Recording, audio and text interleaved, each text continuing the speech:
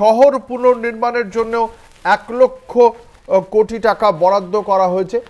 আমরা কথা বলবো, আমাদের সঙ্গে রয়েছেন আমাদের পলিটিক্যাল এডিটর আশিস চট্টোপাধ্যায়।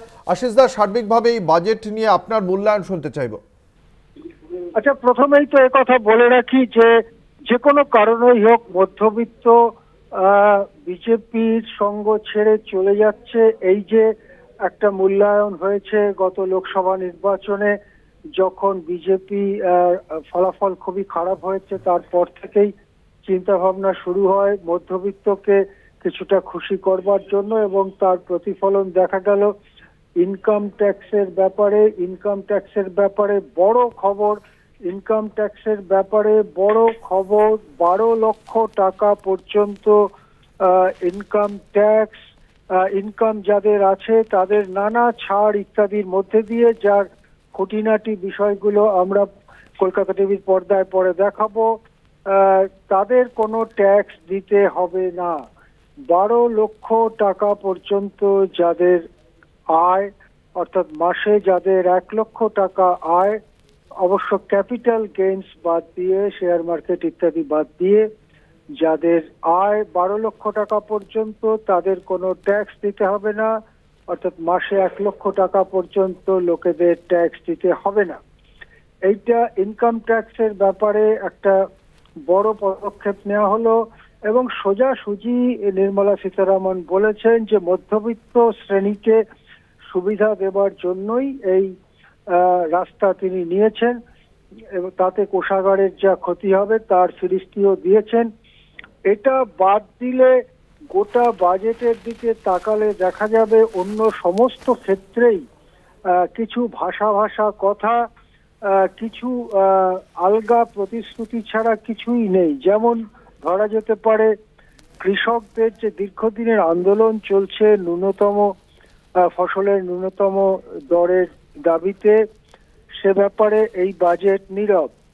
কৃষকদের যে নানা সমস্যা সেগুলো হাল করার পরিবর্তে, যেহেতু বিহারে ভোট আসন্ন, সেই জন্য বিহারে একাধিক প্রকল্প দেওয়ার ব্যাপারে উদ্গ্রীব দেখা গেছে অর্থমন্ত্রীকে। যদি আমরা একটু খুঁটিয়ে দেখি, কর্মসংস্থান সৃষ্টির জন্য, বেকারি দূর করবার জন্য তেমন কিছুই এই বাজেটে রইল না, এবং বাজেটে শুধুই কিছু কথার ফুলঝুরি। যেমন গিগ ওয়ার্কার, অর্থাৎ ওই যে যারা বিভিন্ন জিনিস সরবরাহ করে বা যাদের কোনো অ্যাপয়েন্টমেন্ট লেটার নেই, গিগ ওয়ার্কার যাদেরকে বলা হয়, তাদের আইডি কার্ড দেয়া হবে। এই রকম ধরনের কতগুলো, যেটাকে বলা হয় লিপ সার্ভিস, মুখের কথায় কিছু আশ্বাস ছাড়া কিছুই পাওয়া গেল না। তাদের জন্য কোনো ইন্স্যুরেন্সের ব্যবস্থা করা, তাদের কাজ চলে গেলে সরকারের পক্ষ থেকে তাদের পাশে দাঁড়ানোর কোনো উদ্যোগ ইত্যাদি কোনো কিছুই এই বাজেটে শোনা গেল না। যেমন শোনা গেল না বয়স্ক নাগরিকদের জন্য কোনো নতুন প্রকল্প বা ব্যবস্থা, যাতে তারা একটু ভালো থাকতে পারেন। বয়স্ক নাগরিকদের স্বাস্থ্য বীমা, তার প্রিমিয়াম প্রতি বছরে 10% বাড়ানো যাবে, এই রকম অনুমতি কদিন আগেই কেন্দ্রীয় সরকার দিয়েছে। তার ফলে প্রতি বছর বিপুল পরিমাণে স্বাস্থ্য বীমা প্রিমিয়াম বাড়বে। তাদেরকে কোনো সুযোগ সুবিধা দেবার কোনো উদ্যোগ এই বাজেটে দেখা গেল না। তেমনি নারীদের কল্যাণেও নতুন কিছু কথা এখানে নেই। যা চলছিল সেগুলোই বা কতটা সফল হয়েছে, কতটা ব্যর্থ হয়েছে, সে ব্যাপারেও কোনো মূল্যায়ন কিন্তু শোনা গেল না নির্মলা সীতারামনের কথায়। এক কথায় বলা যেতে পারে যে ইনকাম ট্যাক্স যারা দেন, অর্থাৎ এর আগের বছরেই যে ব্যবস্থাটা ছিল তাতে 7 লক্ষ টাকা পর্যন্ত ইনকাম হলে, সেটা পুরনো ব্যবস্থা এবং নতুন ব্যবস্থা, পুরনো সিস্টেম নতুন সিস্টেম দুটোতেই 7 লক্ষ টাকা পর্যন্ত আয় হলে কোনো ট্যাক্স দিতে হতো না। পুরনো ব্যবস্থায় কিছু সঞ্চয় প্রকল্পে টাকা রাখতে হতো, যেমন পিপিএফ বা পিএফ ইত্যাদি, এইসব করে সেই ট্যাক্সের রিবেটটা পাওয়া যেত। আর নতুন ব্যবস্থায় সরাসরি 7 লাখ টাকা পর্যন্ত কোনো ট্যাক্স দিতে হতো না। সেটা বাড়িয়ে 12 লক্ষ টাকা করা হলো। তার নানা রকম শর্তাবলী থাকে যেগুলো ধীরে ধীরে প্রকাশ পাবে, যেগুলো আমরা পরে পরে জানাতে পারবো। কিন্তু এইটুকু ছাড়া, অর্থাৎ যারা tax payer, income tax payer, তাদের জন্য কিছু সুবিধে ছাড়া, টিডিএস এর ক্ষেত্রে কিছু সুবিধে ছাড়া, মানে ট্যাক্স ডিডাক্টেড অ্যাট সোর্স যাকে বলা হয়, তাতে কিছু সুবিধা ছাড়া আম জনতার, কোটি কোটি মানুষের কি সুবিধা এতে হলো তা নিয়ে কিন্তু প্রাথমিকভাবে আমার খুবই সন্দেহ আছে অঙ্কুর। আশিস দা, একই সঙ্গে আপনার কাছে জানতে চাইবো যে এই বিহারের এই বছরের শেষে নভেম্বরে নির্বাচন রয়েছে, এই 120টা যে বিমানবন্দর করার কথা বলেছেন তার মধ্যে বিহারে একটা হবে। বিহারে national institute of food technology রয়েছে। বিহারের মধুবনী শাড়িতে সেজে আজকে এসেছেন কেন্দ্রীয় অর্থমন্ত্রী। রাজনীতিটা কি, মানে অর্থনীতিটা একেবারে পুরো রাজনীতির কথা, নির্বাচনের কথা মাথায় রেখেই চলছে বলে মনে করছেন? মানে এটা এতটাই স্পষ্ট এবং পরিষ্কার যে বলতেও খারাপ লাগছে যে সরাসরি বিহারের নির্বাচন এবং সম্ভবত বিহারের মুখ্যমন্ত্রীকে একটু খুশি করবার জন্য এই একটার পর একটা ঘোষণা হয়ে গেল। এবং আর একটি মাত্র রাজ্যের নাম আমি শুনতে পেয়েছি অন্তত, সেটা হচ্ছে আসাম। সেখানে একটি প্রকল্প দেওয়া হয়েছে। তাছাড়া মানে এই যে এতগুলো রাজ্য দেশে, এতগুলো কেন্দ্রশাসিত অঞ্চল, তাদের জন্য কি পাওয়া গেল, কেন এই রকম একটা বাজেট হলো, রাজ্যগুলোর উন্নয়নে কি ব্যবস্থা নেওয়া হবে তা সম্পূর্ণ অপরিষ্কার। অঙ্কুর, আরেকটা ব্যাপার তুমি যদি খতিয়ে দেখো, যে পশ্চিমবঙ্গ দীর্ঘদিন ধরে বলছে যে তাদের বহু টাকা বকেয়া, এক সময় সংখ্যাটা 1,71,000 কোটি টাকা বলে মুখ্যমন্ত্রী উল্লেখ করেছিলেন। তারপরে আরো কয়েক সপ্তাহ পার হয়ে গেছে, এখন হয়তো 2 লক্ষ কোটি টাকার কাছাকাছি বকেয়া রয়েছে। আবাস যোজনায় বকেয়া রয়েছে, 100 দিনের কাজে, এই ধরনের সমাজ কল্যাণমূলক কাজে। তাহলে পশ্চিমবঙ্গের জন্য এই জট ছাড়াবার কোনো উদ্যোগ কি থাকতে পারতো না এই বাজেটে? পশ্চিমবঙ্গ কি পেল এই বাজেট থেকে? পশ্চিমবঙ্গের কিছু লোক, হয়তো কয়েক লাখ লোক ইনকাম ট্যাক্স দেন, তাদের কিছু সুবিধে হয়ে থাকতে পারে, কিন্তু পশ্চিমবঙ্গের 10 কোটি মানুষ কি পেল এই বাজেট থেকে? এই প্রশ্ন কি উঠবে না আজকে অঙ্কুর? অবশ্যই। বাংলার ভাগ্যে তো সেই অর্থে কিছুই জুটলো না, সেটা তো একটা খুব গুরুত্বপূর্ণ প্রশ্ন বটে। আসলে একই সঙ্গে আপনার কাছে জানতে চাইবো যে এই যে 12 লক্ষ টাকা পর্যন্ত আয় কর মুক্ত করে দেওয়া হলো, এতে চাহিদা কতটা বৃদ্ধি পাবে এবং তাতে অর্থনীতির চাকাটা কতটা ঘুরতে পারে বলে আপনি মনে করছেন? দেখুন, এখানে দুটো ভাগ আছে। আমাদের এখন ইনকাম ট্যাক্স যে জমা করি আমরা, বা যে মানুষ জমা করেন, তাদের দুটো সিস্টেম কাজ করছে। একটা হচ্ছে ওল্ড সিস্টেম, একটা হচ্ছে নিউ সিস্টেম, বা ওল্ড রেজিম, নিউ রেজিম। উনি যেটা বলেছেন সেটা মূলত নিউ রেজিমের জন্য বলেছেন।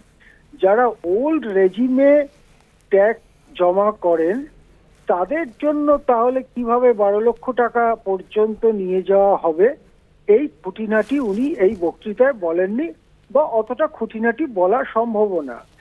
আমরা যদি ধরে নেই তাহলে নিউ রেজিমেই মাত্র এই সুবিধা পাওয়া যাবে, তাহলে দুটো রাস্তা খোলা থাকে। এক হচ্ছে যারা পুরনো ব্যবস্থায় কর জমা দিতেন তাদের সবাইকে নিউ রেজিমে চলে যেতে হবে, এবং এটা অনেকেই, বেশিরভাগ লোকই একবারই মাত্র সুযোগ পাবেন। অর্থাৎ পরে যদি কখনো দেখেন যে ওল্ড রেজিমে আমার একটু বেশি লাভ হচ্ছে, আবার ফিরে যাব, সেরকম ব্যবস্থা থাকবে না। এবং তার মধ্য দিয়ে সঞ্চয় প্রতি যে একটা ইনসেনটিভ ছিল ওল্ড রেজিমে, যেমন উদাহরণ দিলে বলা যেতে পারে যে একজন ব্যক্তি যদি পিপিএফ বা প্রভিডেন্ট ফান্ডে 1.5 লক্ষ টাকা পর্যন্ত বছরে সঞ্চয় করতেন, তাহলে সেটা তার ইনকাম থেকে বাদ যেত, ইনকাম ট্যাক্স গোনার সময়তে। ঠিক একইভাবে কেউ যদি মেডিক্লেমে 50,000 টাকা বা তার বেশি মেডিক্লেমের জন্য খরচা করতেন, স্বাস্থ্য বীমার জন্য, তাহলে 50,000 টাকা তার আয় থেকে বাদ যেত ট্যাক্স গুনবার জন্য। এইরকম কতগুলো ব্যবস্থা ছিল। স্বল্প সঞ্চয় প্রকল্পে কেউ যদি টাকা রাখতেন, বিশেষ বিশেষ স্বল্প সঞ্চয় প্রকল্পে, তাহলেও যেমন ট্যাক্স সেভিং কয়েকটা স্বল্প সঞ্চয় প্রকল্প আছে। তাহলেও তার সেই পরিমাণ টাকাটা তার ট্যাক্স গোনার সময় ইনকাম থেকে বাদ যেত। অর্থাৎ ওল্ড ট্যাক্স রেজিমে সঞ্চয়ের প্রতি উৎসাহ দেবার কতগুলো ব্যবস্থা ছিল, নিউ রেজিমে সেই ব্যবস্থাটা তুলে দেওয়া হয়েছে। এখন 12 লক্ষ টাকা পর্যন্ত এক্সেমশনের মধ্যে দিয়ে যদি সেই সঞ্চয়ের প্রতি কোন রকম উৎসাহ না দেওয়া হয়ে থাকে, তাহলে দেশের সঞ্চয় কমে যাবে এবং মানুষ উলপটকা খরচা করবে, আলপটকা খরচা করবে। সেটাই কি তাহলে চাইছেন? দেশের সঞ্চয় কমিয়ে মানুষকে যখন তারা রিটায়ার করবে বা তাদের কর্মজীবন শেষ হবে তখন অসুবিধার মধ্যে পড়বে, সেটাই কি চাওয়া হচ্ছে? পরিষ্কার নয়। কেননা নতুন রেজিমেই 12 লক্ষ টাকার কথা বলা হয়েছে বলে প্রাথমিকভাবে যেটা নির্মলা সীতারামনের মুখ থেকে শোনা গেল। হ্যাঁ অঙ্কুর, আশিস দা, আরেকটি বিষয় আপনার কাছে জানতে চাইবো যে মোদী সরকার যৌথ খাদ্য তালিকা থেকে বাদ দিয়েছে চাল, ডাল, তেলের মতো নিত্য প্রয়োজনীয় সামগ্রী। আর আজকে যে আমরা হাইলাইটস অফ বাজেট দেখতে পাচ্ছি, তাতে দেখতে পাচ্ছি যেমন যে মডারেট যে সমস্ত ক্রপের যে ইন্টেন্সিটি এবং বিলো অ্যাভারেজ ক্রেডিট প্যারামিটার্স রয়েছে সেগুলোর বিষয়ে নজর দেওয়া হবে, আত্মনির্ভরতা গড়ে তোলার চেষ্টা করা হবে ডালের বিষয়। এই যে মানে একদিকে নিত্য প্রয়োজনীয় যে সেই যৌথ খাদ্য তালিকা থেকে বাদ দেওয়া হচ্ছে চাল, ডাল, তেলকে, আবার এখানে বলা হচ্ছে আত্মনির্ভর করে তোলা হবে ডালকে। এই বিষয়গুলোকে কিভাবে দেখছেন? দেখুন, এগুলো প্রত্যেকবারই নির্মলা সীতারামন বলেন। উনি জানি না, উনি নিশ্চয়ই বলে টলে দেন এবং যে অফিসাররা লেখেন তারা বেশ ভালোই ইংরেজি লেখেন এবং তার সেই কথাবার্তার মধ্যে শুনতে টুনতে ভালোই লাগে, সেন্টেন্সের কনস্ট্রাকশন। কিন্তু এরকম বিচিত্র কিছু কথা, হঠাৎ ডালের ব্যাপারে নজর পড়লো যেন ডালের ব্যাপারে আর কেউ এই দেশে 75 বছরের স্বাধীনতায় কেউ ভাবেইনি যে ডাল টালের ব্যাপারে আমাদের একটু গুরুত্ব দেওয়া দরকার। হয়তো ডাল নিয়ে পড়লেন উনি, আর খুব জোরে টেবিল বাজাতে শুরু করলো বিজেপির লোকেরা, দেখলাম আমরা। আসল কথা হচ্ছে যে দেশে যে দারিদ্র এখনো দারুণভাবে রয়েছে তাদের জন্য এই বাজেট সম্পূর্ণ ব্যর্থ বাজেট বলা যেতে পারে, তাদেরকে হতাশ করেছে এবং যে দারিদ্র সীমার থেকে। তাহলে কি আপনি বলতে চাইছেন, গতকাল আমরা দেখলাম রাষ্ট্রপতি বললেন যে দরিদ্র এবং গরিবদের জন্য ভাবনা চিন্তা হচ্ছে, প্রধানমন্ত্রী নরেন্দ্র মোদী বললেন মা লক্ষ্মী দরিদ্র এবং গরিব মানে মধ্যবিত্তদের প্রতি কৃপা বর্ষণ করুন। সে মানে আদতে নির্মলা সীতারামন তিনি কোনো কৃপাই বর্ষণ করেননি প্রান্তিক দরিদ্র মধ্যবিত্তের জন্য। দেখুন, রাষ্ট্রপতি এবং প্রধানমন্ত্রীর যে দুটো কথা আপনি বলছেন তার প্রধান জোর ছিল মধ্যবিত্তের ওপরে। মধ্যবিত্ত কথাটাকেই সামনে নিয়ে এসেছেন 2 দিন 3 দিন ধরে এই নেতারা, এবং আজকে মধ্যবিত্তর একটা অংশকে ইনকাম ট্যাক্সে কিছু সুবিধা দেওয়ার ঘোষণা নির্মলা সীতারামন করেছেন। কাউকে যদি সুবিধা দেওয়ার প্রশ্ন থাকে তাহলে এখানেই শুরু, বাজেটটা এখানেই শেষ। এর বাইরে কোটি কোটি অসংগঠিত কর্মচারী যাদের অ্যাপয়েন্টমেন্ট লেটার নেই, যারা মুখের রক্ত তুলে 12 ঘন্টা 14 ঘন্টা খেটে পেটের খাদ্য জোগাড় করতে পারছে না, যাদের যখন তখন মালিক কাজ থেকে ছাঁটাই করে দিচ্ছে, তাদের কোনো অ্যাপয়েন্টমেন্ট লেটার নেই, কিছু নেই, তাদের জন্য কিছু নেই এর মধ্যে। গ্রামের গরিবদের জন্য কিছু নেই এর মধ্যে। কৃষকদের যে এতদিনের দাবি সে সম্পর্কে কিছু নেই। কর্মহীনতা দূর করবার জন্য কিছু নেই। বয়স্ক বরিষ্ঠ নাগরিকদের জন্য কিছু নেই।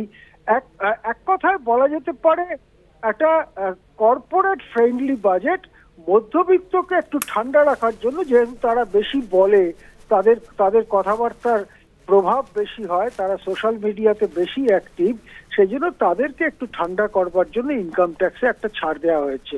সুখের কথা এখানেই শুরু, সুখের কথা এখানেই শেষ অঙ্কুর।